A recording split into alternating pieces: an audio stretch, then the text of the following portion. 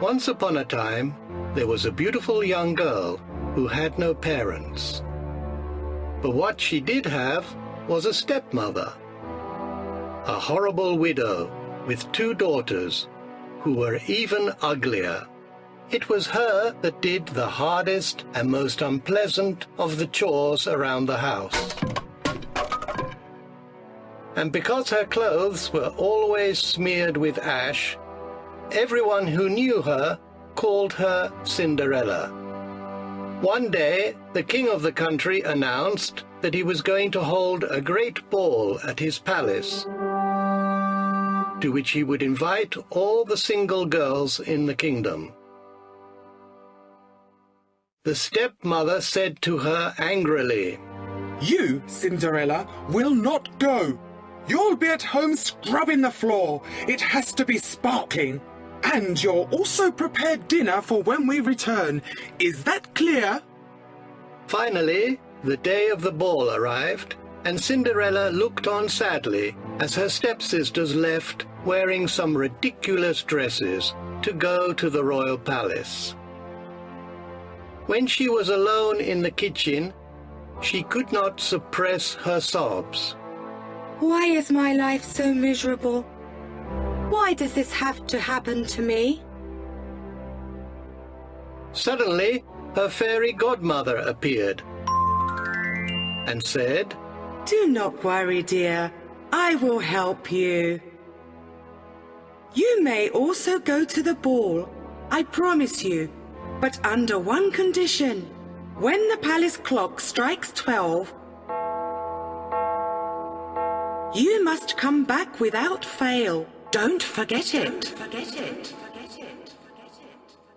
And with her magic wand, she transformed Cinderella's humble and dirty clothes into a beautiful gown, and her frayed shoes into incredible glass slippers. As she opened the door, she was stunned by what she saw. An impressive carriage with marvelous ornaments, drawn by 4 immaculate white horses, was waiting for her. Cinderella's arrival at the palace caused a wave of admiration among all those present. Upon entering the ballroom, the king was so enamored with her beauty that he danced with her all night. Her stepsisters did not recognize her at all and wondered who this beautiful girl was.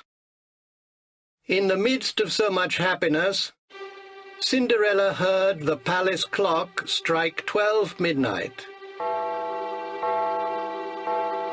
Oh my goodness! I cannot stay here! I must go! She raced across the ballroom and ran down the stairs at full speed,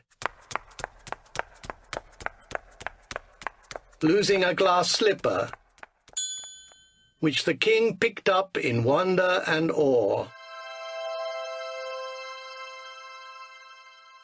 The next day, the king devised a plan to find the beautiful young woman. He would marry the girl whose foot would fit the lost slipper. He sent his messengers to travel throughout the kingdom.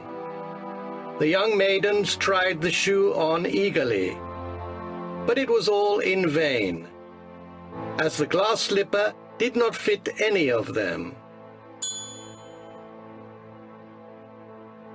It was as if the owner of that beautiful glass slipper had vanished.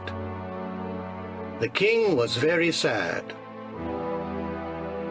One day, they finally arrived at Cinderella's house, and of course, the glass slipper did not fit her stepsisters. But when Cinderella put it on, they saw with astonishment that it fitted her perfectly.